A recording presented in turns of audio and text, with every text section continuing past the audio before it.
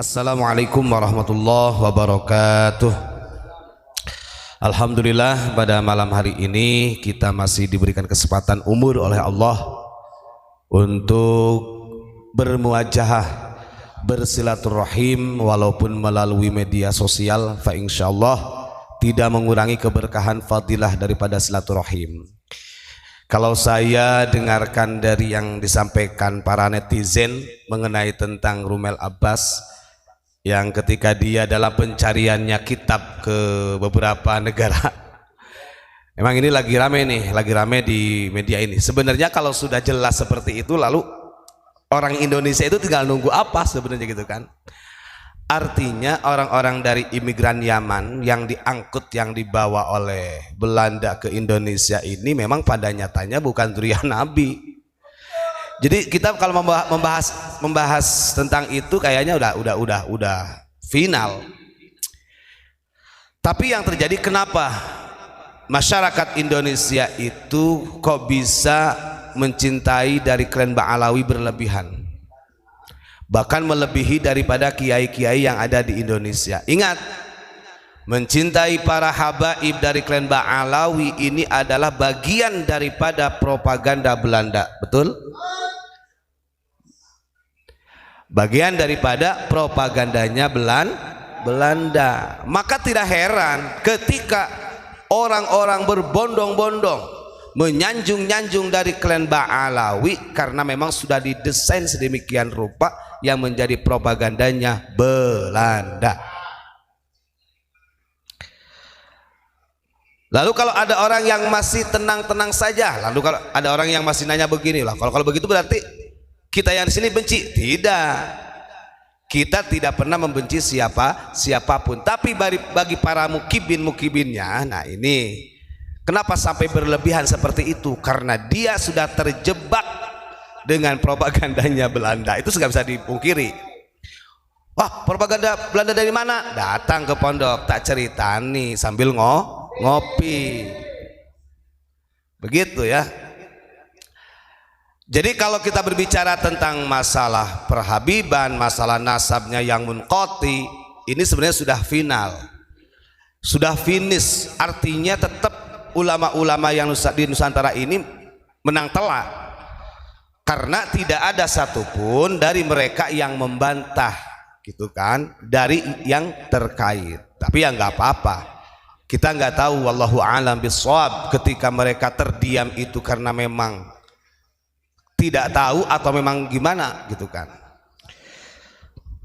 Nah, lalu bagaimana perjuangan kita? Ya tetap terus, kita jangan terhenti.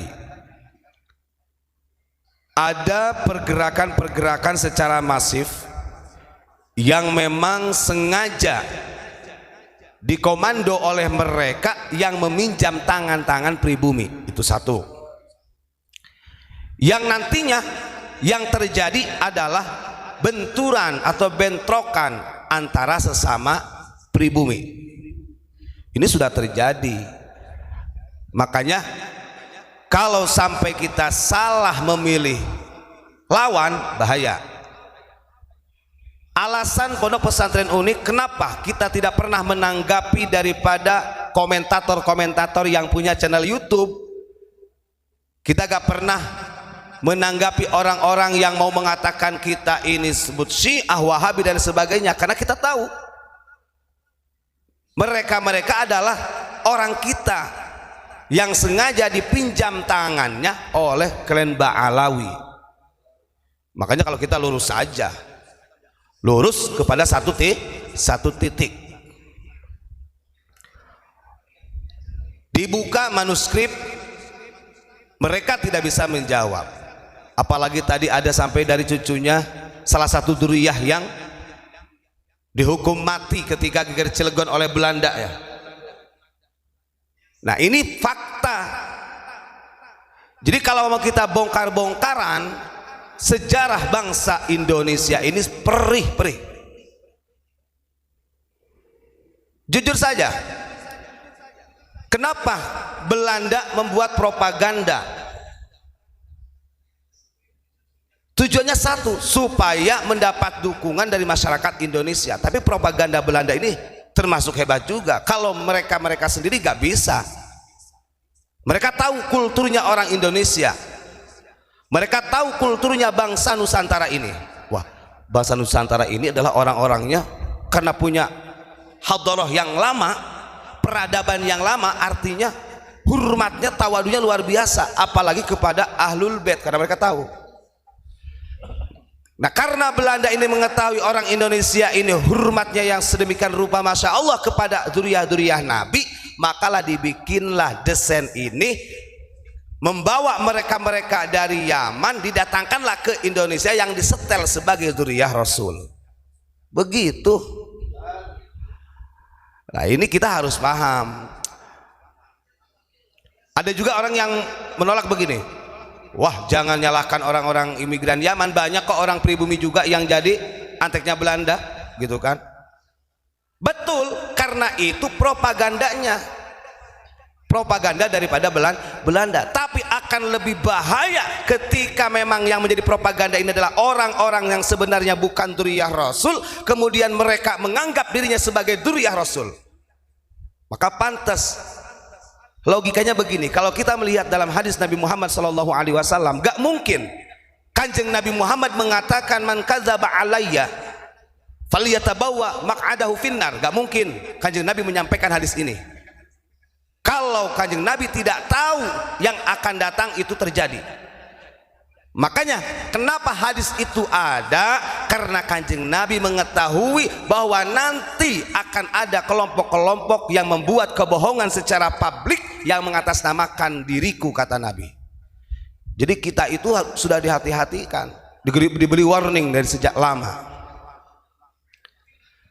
Dan dari sejarah dulu, ini kalau kita lihat kerucut ya, dari zaman nubuwah, sahabat, tabi'in, tabi'ut tabi'in, para imam, dari zaman dinasti-dinasti sampai sekarang, kita lihat, monggo buka kalau yang pernah baca sejarah, ada gak dari setiap kurunnya setelah fase kenabian, dari fase sahabat sampai sekarang, yang selalu mengaku dirinya sebagai cucu Rasul?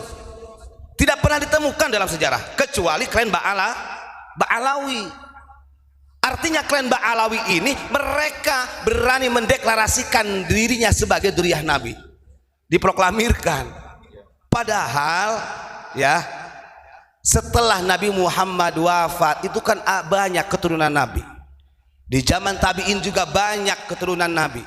Di zaman tabi'ut tabi'in banyak keturunan Nabi.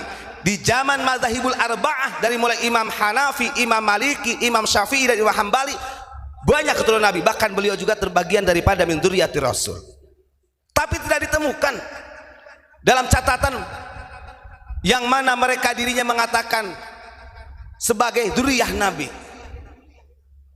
Beda dengan klan Ba'alawi. Ini yang harus dipahami, coba sok bukalah yang pernah belajar di pesantren. Jadi kalau kita lihat sejarah dari kurun ke kurun, dari masa ke masa, itu cuman klan Ba'alawi yang istilahnya menyodorkan diri, nih, gue adalah keturunan Nabi, saya keturunan Rasul. Gak pernah ada loh dalam sejarah. Sok bukalah. Makanya kalau zaman dulu, walaupun beliau-beliau para alim ulama dzurriyyah Rasul, justru yang ada di dalam dirinya malu. Nah, ini yang harus dipahami. Belum, gak ada dalam keterangan ataupun sejarahnya setiap kurun itu orang-orang yang mengaku-ngaku dzurriyyah Rasul, walaupun mereka dzurriyyah Rasul. Cuman satu-satunya klan Ba'alawi yang memproklamirkan, yang mendeklarasikan dirinya sebagai dzurriyyah Rasul. Ini kan aneh. Kita berbicara secara data ya.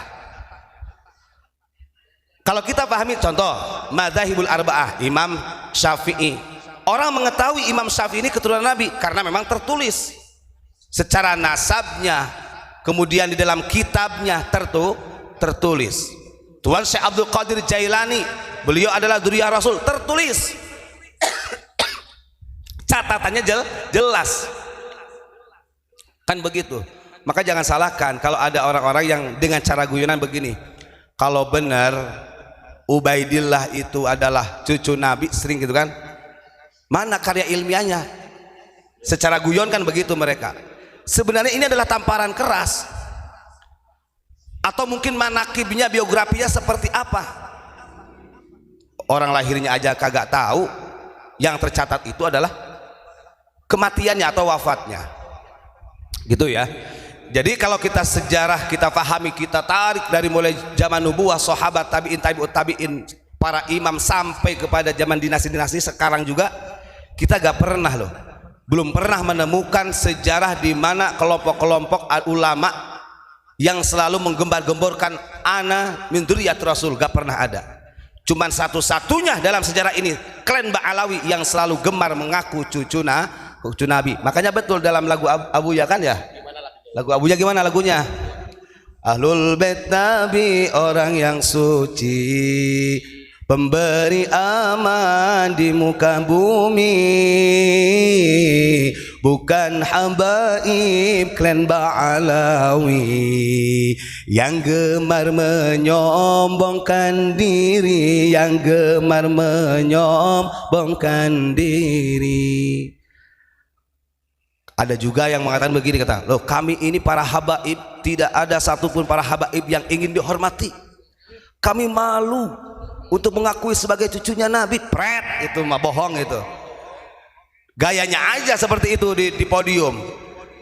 Nah giliran sudah seperti ini ya, kejadian banyak, akhirnya membuatkan fatwa. Hati-hati antum ya, coba lihat di Pasuruan itu dari Ketua Rabithah Alawiyah, itu doktrin ke muhibinnya.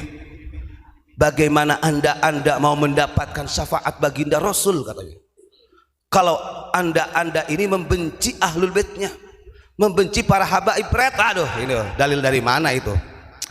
Coba carilah. Kalau ada hadis yang mengatakan wajib mencintai Habib, saya nyatakan itu hadis maudhu, palsu. Kalau fadilah ahlul bait betul.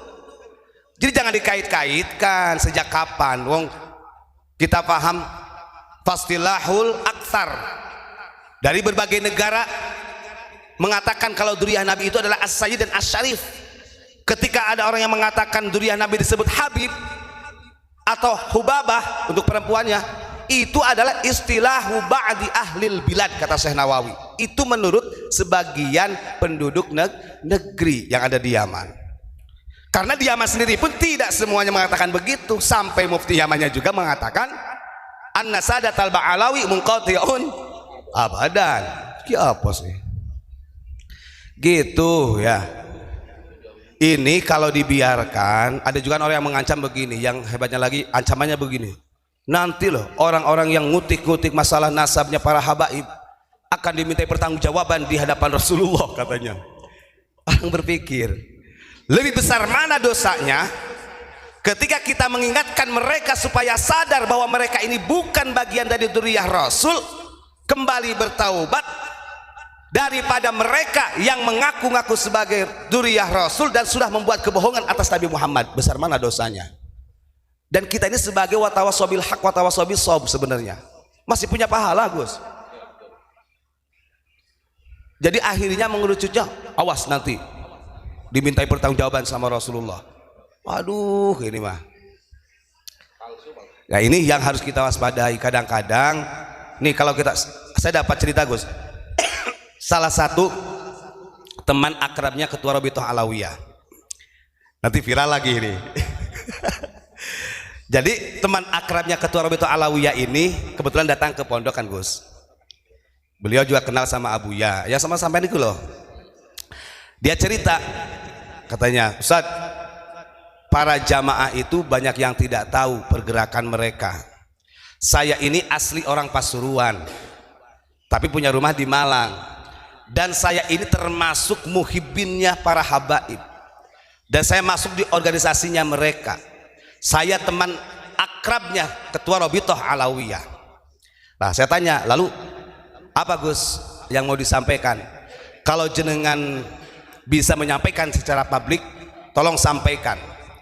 Saya tanya juga, saya bisa menyampaikan secara publik, tapi memang ini harus datanya harus benar-benar terjadi. Apa Gus? Saya bilang, kejadiannya seperti apa?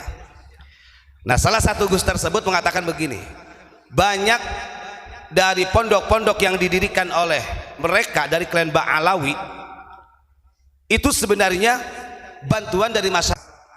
Nah, ternyata bisa sampai terpaksa itu memang sengaja. Ada memang semacam bahasanya apa ya, rayuan yang sangat luar biasa. Dan itu terjadi di mana-mana. Nah, ini harus waspadai. Jadi bagaimanapun juga mereka itu ingin mengambil manfaat dari orang-orang yang ada di pribumi ini. Mau ma'isyahnya dan lain sebagainya. Makanya pantas kalau sekarang ketika banyak orang yang mulai bangkit di Nusantara, kemudian orang-orang yang ingin memperjuangkan marwah ulama Nusantara, mereka dawirnya cuma satu dawirnya. Paling orang yang benci sama habaib masuk neraka, paling gitu doang, karena gak punya alasan, gak punya kaidah lagi. Nah, ini bahaya. Jadi terakhir dari saya, mudah-mudahan walaupun sebenarnya kalau masalah polemik nasab ini sudah tuntas, artinya sudah nggak bisa ditawar lagi, udah jelas. Kita yakinkan kepada masyarakat, mencintai dari klan Ba'alawi atau para habaib yang berlebihan ini adalah bagian daripada propagandanya Belanda. Itu yang harus disampaikan kepada masyarakat. Kita gak benci sama para habaib, gak benci. Tapi kalau masih menjadikan ini suatu kebohongan atas nama Nabi Muhammad, nanti yang dosa semuanya. Kan begitu, gak kasihan umat. Orang lain mah yang benar-benar cucu Nabi bahkan sampai mengganti nama, membuang gelar itu karena saking malunya. Ini sengaja ditempel-tempel supaya orang menganggap bahwa mereka bagian dari min dzurriyyati Rasul. Naudzubillahi min dzalik. Lah, itu saja ya. Jadi kurang lebihnya tetap kita rukun, tetap menjaga NKRI merah putih Pancasila. Assalamualaikum warahmatullahi wabarakatuh.